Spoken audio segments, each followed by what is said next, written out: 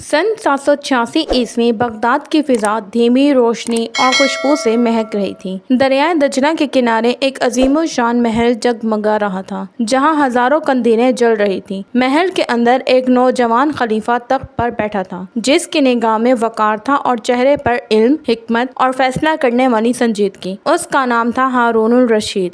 وہ وقت جب اسلامی سلطنت اپنی وسعت میں دنیا کے آدھے نقشے پر چھا چکی تھی۔ مشرق سے مغرب تک لوگ اس خلیفہ کا نام احترام سے لیتے تھے، لیکن صرف ایک طاقتور حکمران ہی نہیں، وہ ایک عاشق علم، اہل دل اور انصاف پسند انسان بھی تھا۔ اس کہانی میں ہم سنیں گے ایک بادشاہ کی زندگی جو رات کو بھیس بدل کر گلیوں میں نکلتا تھا، علم و ادب کے وہ دریا جو بغداد کی گلیوں سے بہتے تھے، اس کے دربار کی وہ گونج جس میں عرب، ایران، روم اور ہندوستان کے سفراء جھکتے تھے، اور ایک خلیفہ کی وہ جنگیں، فیصلے اور داستانیں جو صدیوں بعد بھی زندہ ہیں۔ رات کا پچھلا پہر تھا۔ خلیفہ ہارون سادہ لباس میں وزیر جعفر برمکی کے ساتھ بغداد کی گلیوں میں چھپا ہوا چل رہا تھا۔ اس کی آواز میں فکر تھی۔ جعفر، کیا میرے عوام خوش ہیں؟ کیا انہیں میرا انصاف مل رہا ہے؟ یہ سوال صرف ایک بادشاہ کا نہیں بلکہ ایک باپ جیسا حکمران کا تھا جو اپنے عوام کو اپنے بچوں کی طرح سمجھتا تھا۔ ہارون الرشید کا بچپن عام نہ تھا۔ اس کے اساتذہ میں امام مالک جیسے جید علماء شامل تھے۔ اسے قرآن، حدیث، فقہ، تاریخ، فلسفہ، ریاضی اور سائنس کی تعلیم دی گئی۔ اس کے والد خلیفہ مہدی اکثر کہتے، اگر میرا بیٹا عالم نہیں ہوگا تو حکمرانی کا حق نہیں رکھتا۔ بچپن ہی سے ہارون میں غیر معمولی ذہانت اور حلیم تھا۔ وہ گھوڑے کی سواری، شمشیر زنی اور حکمت عملی میں ماہر ہو گیا تھا۔ خلیفہ بنتے ہی ہارون نے پہلا کام یہ کیا کہ اپنی راتوں کو عوام کی خدمت کے لیے مخصوص کر دیا۔ وہ بھیس بدل کر وزیر جعفر کے ساتھ گلیوں میں نکلتا، سن گن لیتا اور اگلے دن مظلوموں کو انصاف دیتا۔ ایک رات وہ ایک بوڑھی عورت کے پاس پہنچا جو بیوہ تھی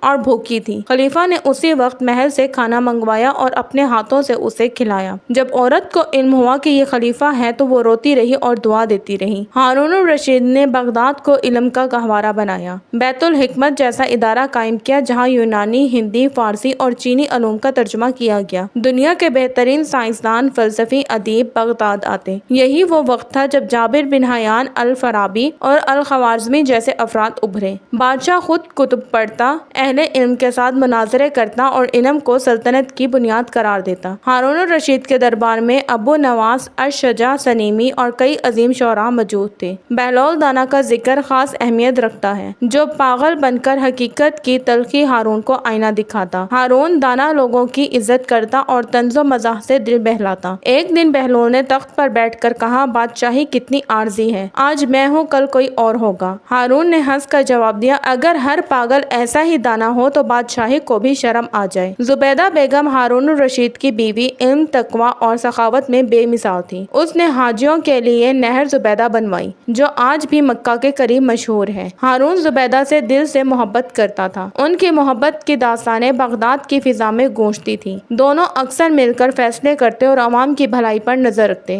جعفر برمکی ہارون کا وزیر خاص نہایت ذہین اور با اعتماد شخص تھا۔ برمکی خاندان نے خلافت کو استحکام دیا، لیکن آہستہ آہستہ ان کے اثر و شوق نے خلیفہ کو فکر مند کیا۔ ایک رات اچانک ہارون نے جعفر کو قتل کرنے کا حکم دیا اور برمکیوں کا خاتمہ ہو گیا۔ اس واقعے نے بغداد کی فضا کو بدل دیا۔ لوگوں نے ہارون کو معاف تو کیا مگر جعفر کی یاد کبھی نہ بھلا سکی۔ ہارون الرشید کا سکہ چین سے لے کر اسپین تک چلتا تھا۔ جب وہ رومی بادشاہ شارلمان کو تحفے بھیجتا تو اس نے حیران ہو کر کہا، یہ بادشاہ صرف ایک قوم کا نہیں دنیا کا خلیفہ ہے۔ ہارون نے مضبوط فوج، بہترین معیشت اور منصف عدلیہ کے ذریعے اسلامی دنیا کو متحد کیا۔ جب ہارون الرشید نے دیکھا کہ سلطنت میں بغاوت کے آثار ہیں تو وہ خراسان کی طرف نکلا۔ راستے میں طبیعت بگڑ گئی تو اس کے مقام پر بیماری شدت اختیار کر گئی۔ مرنے سے پہلے اس نے اپنے بیٹے مامون الرشید کو بلایا اور کہا، عدل کو کبھی نہ چھوڑنا، علم کو اپنا ہتھیار بنانا اور عوام کو اپنا خاندان سمجھنا۔ اور پھر تاریخ کا یہ عظیم خلیفہ 809 عیسوی میں خالق حقیقی سے جا ملا۔ ہارون الرشید کا انتقال ضرور ہوا مگر اس کا نام، اس کی حکومت اور اس کا علم پرور کردار رہتی دنیا تک باقی رہا۔ بغداد آج شاید ویسا نہ ہو مگر اس کے دور و دیوار پر ہارون کی یاد آج بھی نقش ہے۔ وہ ایک حکمران نہ تھا، ایک درس تھا کہ حکمرانی تلوار سے نہیں، علم،